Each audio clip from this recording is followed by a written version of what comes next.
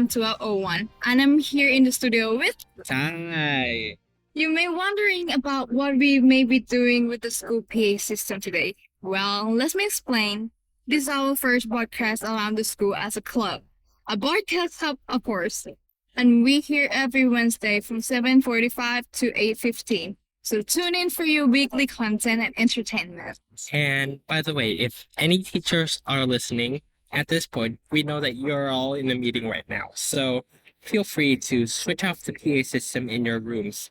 You can do that by using the neat little volume knob right next to one of the doors. Since this is our first session, let's talk a bit about who we are so you can get to know us before we move on to good stuff. So stay tuned for the part. Okay, so we're a club mainly about making your Wednesday mornings more interesting with deep dives into a variety of subjects, including handpicked topics that we think you'll find interesting and helpful for both your time at MUIDS and for the future. If anyone interested in joining, feel free to contact one of us with Google Form. And if you have interesting topic, we would appreciate it if you could send them our way. Alternatively, you can also contact us by Instagram at BIMUIDS Broadcast, where everyone is welcome.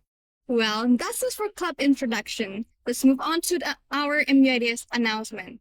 During Period 8 today, the MUIDS Business Forum will be hosting a talk by CEO of Fast Work in the auditorium, so register to swing by and check them out.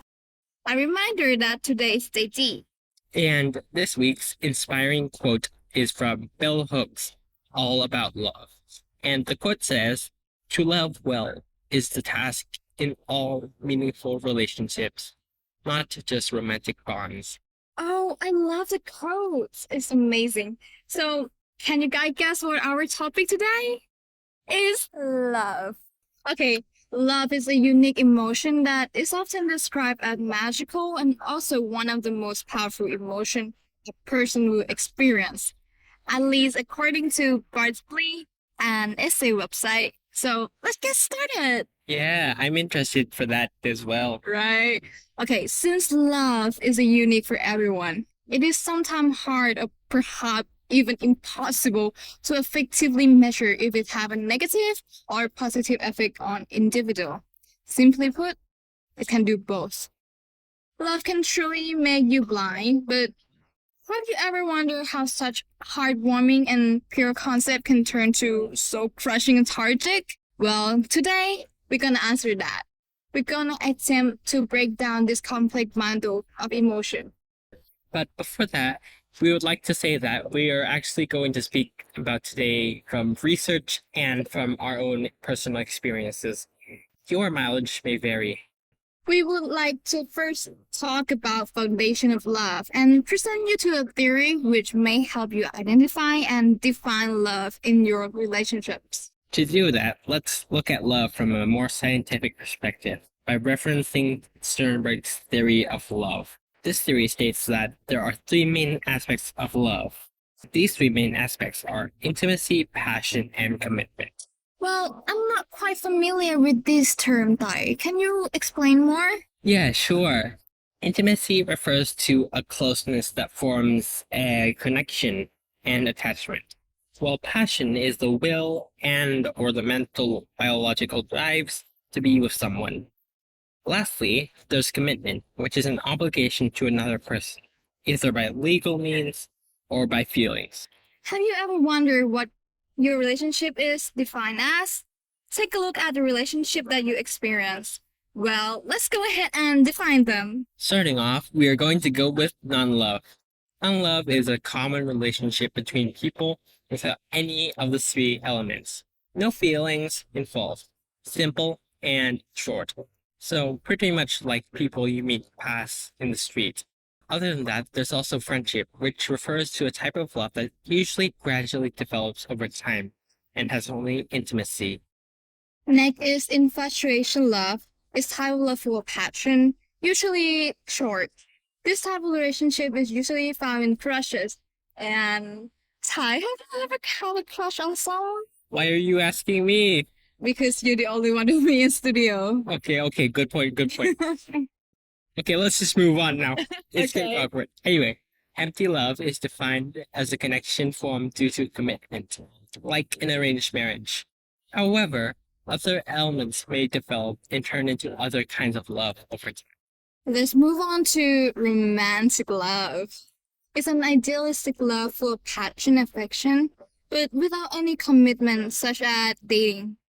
Yeah, and other than that, what about companion love? Well, it's about referring to both intimacy and commitment, often found in long-term relationships where there's no appearance of passion, but people still continue to have a deep affection and a strong bond with each other. This love is found between close friends, family members, and couples who've usually been married for a very long time. Next is fatuous love, refer to fast, fiery romance with passion and commitment, but no intimacy. The passion often declines rapidly over time. So it means the relationship often ends fast. Other than that, we also have consummate love, which is the love with a combination of affection, intimacy, and commitment. This type of love is often referred to as the ideal love, and it's a love that most people want to experience at least once in their lifetime. However, it's challenging to maintain all these elements, especially intimacy, so this is a rare type of relationship. Except for in movies, of course. Yeah, that's so sad.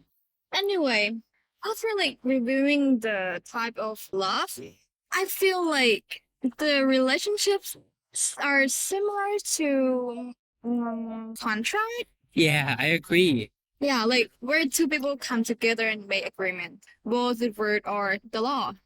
However, at the early stage of commitment, like giving a clear instruction on boundary can cause difficulty in the future. I don't think example are necessary, right? Ty? I don't think so. Okay. So here are some examples of how to set boundary in the relationships. Talk. Well, communication is key. Tell them how you feel. Share rules and consequences.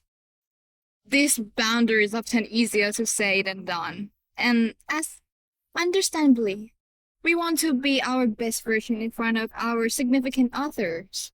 But asking for help is always an option. From my own experience, I used to feel that asking for help is awkward. After some time, it's like people really willing to help you with a small task. Just ask them and they're happy to, since they feel trusted and helpful. And another point that I want to highlight is misunderstanding. Well, minor misunderstandings can create fear and doubt. Communicating about what you think or the question in your relationship can lead to a clear and better solution.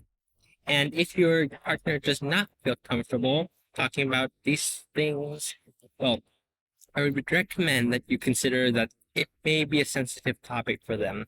So give them some time and space. Don't pressure them too much. The significant aspect that I would like to mention is the open communication is letting your partner know about how their action affect your feeling, which can help prevent frustration later on the relationships. Yeah, and other than that, I would like to talk about privacy and space. Because clearly, the desire to be with one and another can take up your personal space.